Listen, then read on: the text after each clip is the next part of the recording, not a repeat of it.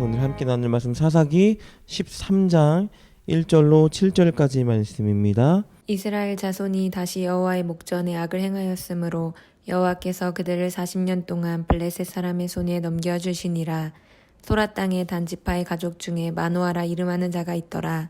그의 아내가 임신하지 못하므로 출산하지 못하더니 여호와의 사자가 그 여인에게 나타나서 그에게 이르시되, 보라, 내가 본래 임신하지 못하므로 출산하지 못하였으나 이제 임신하여 아들을 낳으리니 그러므로 너는 삼가 포도주와 독주를 마시지 말며 어떤 부정한 것도 먹지 말지니라.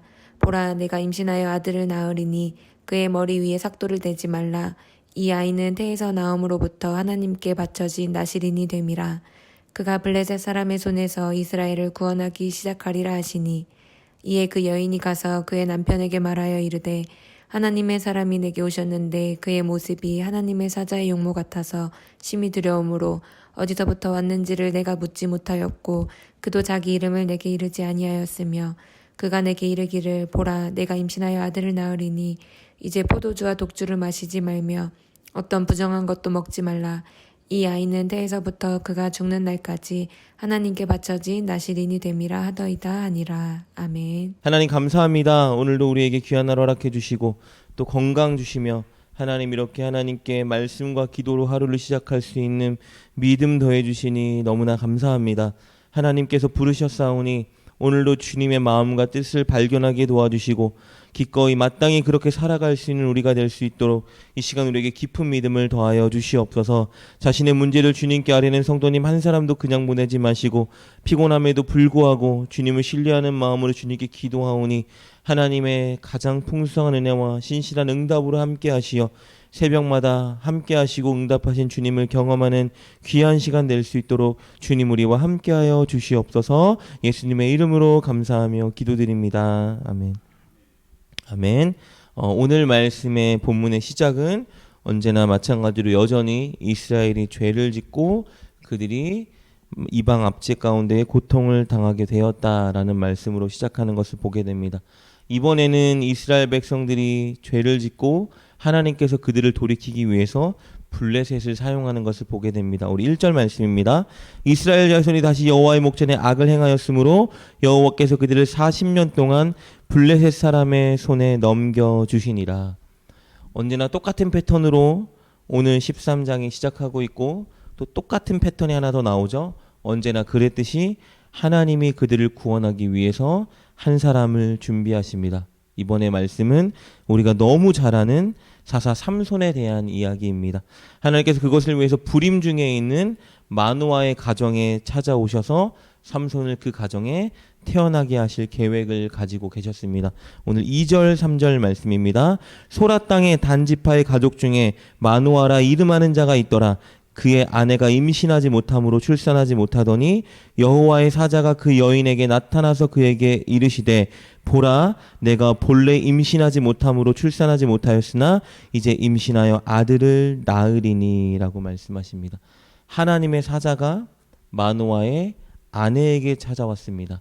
그리고 그녀에게 이제 너가 아들을 갖게 할 것이다 라고 예언하시면서 태어날 그 아이의 사명과 그가 앞으로 어떻게 살아가야 되는지에 관해서 그녀에게 말씀해 주시는 것을 보게 됩니다. 바로 5절 말씀입니다. 보라, 내가 임신하여 아들을 낳으리니 그의 머리 위에 삭도를 대지 말라. 이 아이는 태에서 나옴으로부터 하나님께 바쳐진 나실임이 됨이라.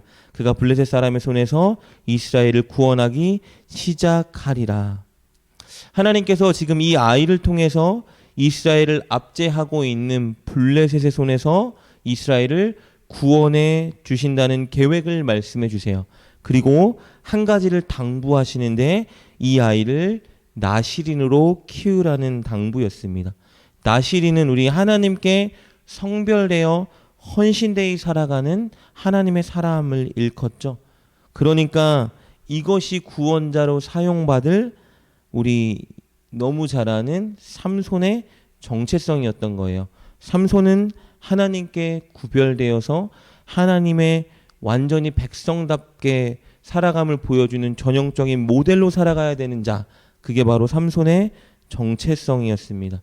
나시린이 어떻게 살아야 되는지는 꼭 나눌 필요가 있는데요. 왜냐하면 앞으로 살아갈 삼손의 모습과 하나님께서 요구하는 나시린의 모습과 어떻게 차별되게 보여지는지를 우리가 앞으로 나눌 것이기 때문에 우리 민수기 6장에 기록된 나시린의 규례에 대해서 간단하게 나누겠습니다. 크게 세 가지를 보자면요. 나시린이 하지 말아야 되는 첫 번째 일은 포도주와 독주를 절대 마시면 안 되죠. 포도주뿐만 아니라 사실은 생포도, 건포도, 씨, 껍질까지 포도주와 관련된 일체의 것을 하나님께서 금지하라라고 말씀하셨어요. 그리고 독주를 입에 대면 안 되는데 독주는 발효된 음료를 의미합니다. 보리로 만든 맥주, 곡식이나 과일로 빚은 알코올이 함유된 음료를 총칭하는 말이에요. 첫째는 절대 포도주와 독주를 마시지 말아라. 둘째는 머리에 삭도를 대지 말아라.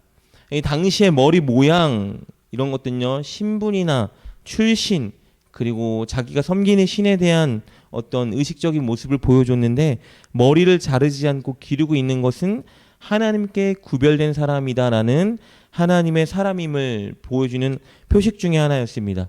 그리고 세 번째는 절대 부정한 것과 접촉하면 안 됐습니다.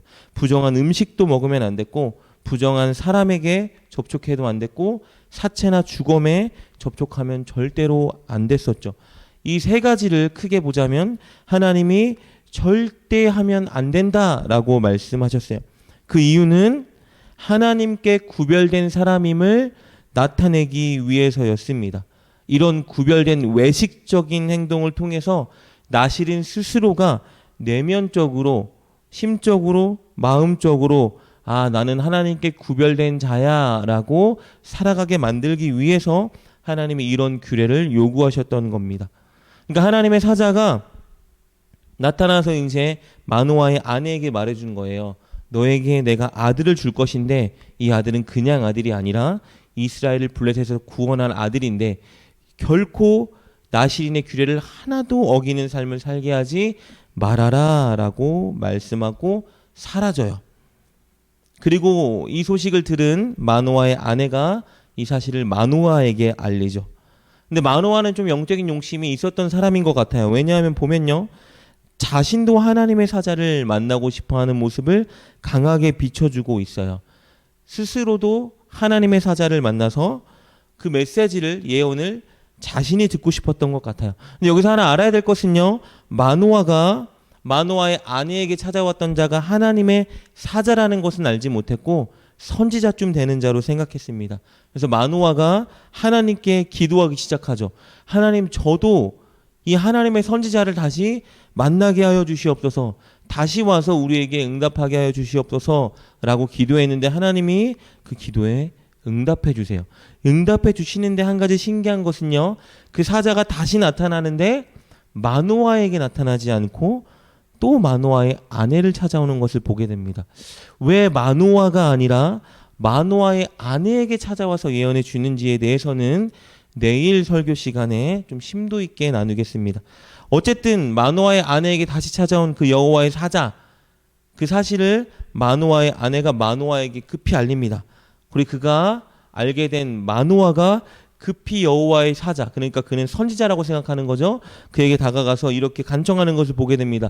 우리에게 아들을 주신다고 하셨는데 그 일이 꼭 이루어지길 기대하고 믿습니다. 그런데 그 아이에게 우리가 무엇을 해야 되죠? 어떻게 키워야 됩니까?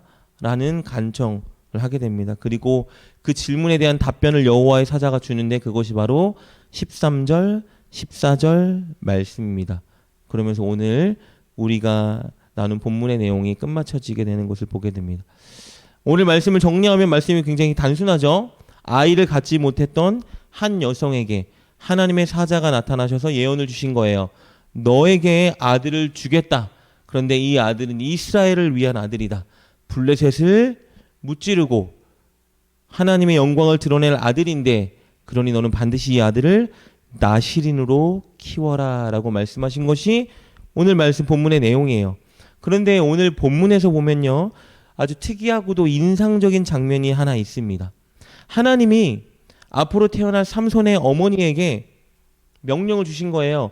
앞으로 태어날 너의 아들을 나시린으로 키워라. 여기까진 괜찮은데 그리고 나서 한 가지 당부를 주시는데요.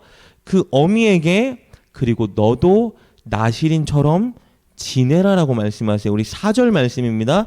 13장 4절 말씀 보겠습니다. 이렇게 기록되어 있습니다. 그러므로는 너의 아들이 나실인이 될 것이므로 너는 삼과 포도주와 독주를 마시지 말며 어떤 부정한 것도 먹지 말지니라.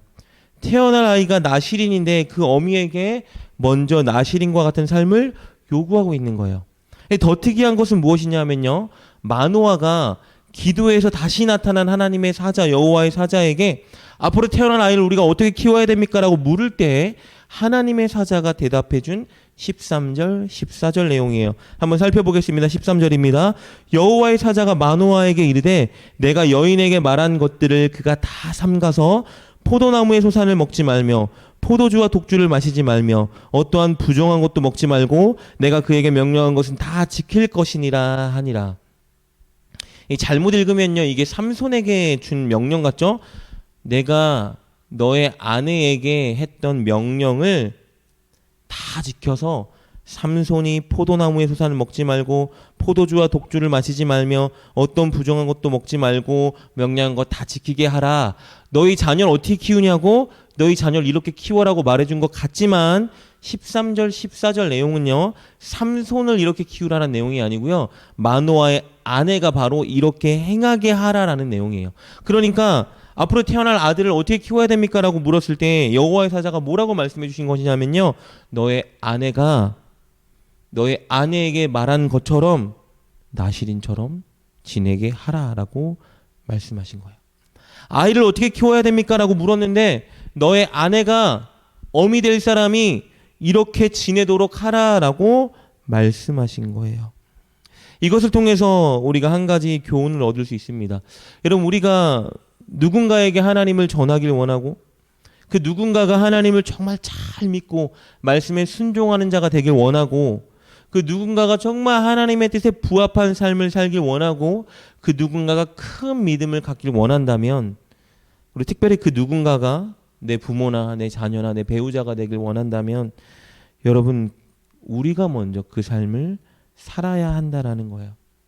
내가 누군가가 내 지인이 내 가족이 내 자녀가 내 배우자가 내 부모가 내 교회 셀 식구가 우리 교회 어떤 누군가가 내가 가르치는 아이들이 정말 하나님 말씀에 붙들리고 믿음으로 살길 원한다면요 가장 먼저 해야 되는 일은 무엇이냐면 내가 먼저 그렇게 살아야 한다라는 거예요.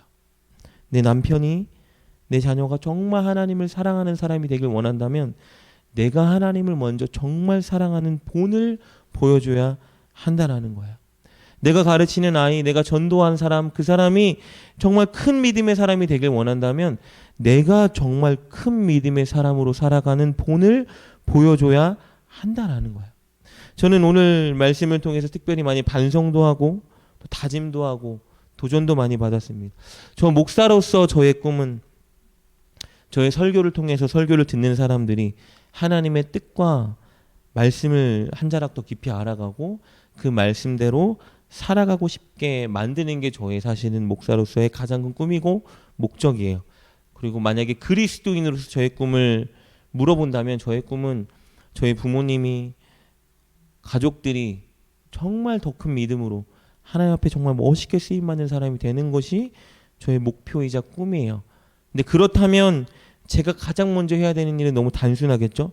제가 먼저 하나님 뜻대로 살고 제가 정말 먼저 하나님을 정말 사랑하는 사람의 본을 보여주고 제가 먼저 정말 큰 믿음의 사람은 어떻게 살아가는지를 보여주면서 그들을 위해 기도하고 그들에게 전해야 한다라는 것이죠. 그러나 이것은 저에게만 부여된 사명이 아니겠죠. 여기 계신 여러분 모두에게 부여된 사명일 수도 있어요. 여러분이 기도하는 배우자, 자녀, 또 교회 식구들 혹은 더 나아가서 혹시나 이 땅을 놓고 기도하거나 붙들고 살아가는 분들이 계시다면 여러분 그들이 하나님의 뜻대로 살아가고 하나님의 믿음대로 살아가는 사람이 되기 위해서 가장 먼저 하나님이 우리에게 요구하시는 것은 무엇이냐면요 너가 먼저 하나님을 가장 사랑하고 너가 먼저 본이 되는 삶을 살고 너가 먼저 큰 믿음을 보이는 삶을 살아라라고 말씀하신다는 거예요. 그래서 우리가 해야 되는 일은 무엇이냐면요. 가장 먼저는 복음을 전해야 되지만 복음을 전하기에 앞서서 말씀을 살아내는 사람이 되어야 한다라는 거예요. 말씀을 실천하고 마치 살아있는 성경 같은 삶을 저와 여러분이 살아야 한다라는 것입니다. 그렇게 살아내면서 동시에 하나님의 말씀을 전하고 영혼들을 위해서 기도할 때 우리를 통해 그들에게 놀라운 변화를 하나님이 일으키실 것을 보게 될 것입니다. 여러분, 그 역사의 주인공이 저와 여러분이 되었으면 좋겠습니다. 정말 우리가 먼저 하나님을 가장 사랑하고 가장 큰 믿음의 사람이 되고 하나님의 뜻대로 본을 보여주는 삶을 살아갈 때에 저와 여러분의 가정과 교회와 나라가 하나하나 변화되는 모습과 역사를 보게 될 것입니다. 오늘 이 시간 기도할 때에 그래서 우리 하나님께 이렇게 기도했으면 좋겠습니다. 하나님, 정말 이 새벽에 나와 주의 말씀을 듣는데 하나님 정말 말씀을 듣고 알게 된 하나님 그 내용만큼 삶을 살아가는 내가 되게 하여 주시옵소서.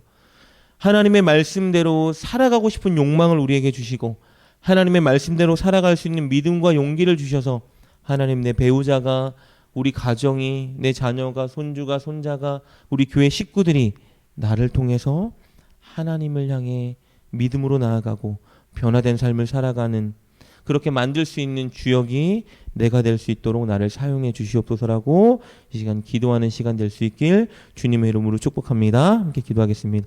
하나님, 감사합니다. 우리를 선택하시고 우리를 통해 열방이 주님께 돌아오길 원하시는 하나님, 우리의 가정과 우리의 교회와 우리의 삶의 현장에 많은 사람들이 주님께 돌아오길 원합니다.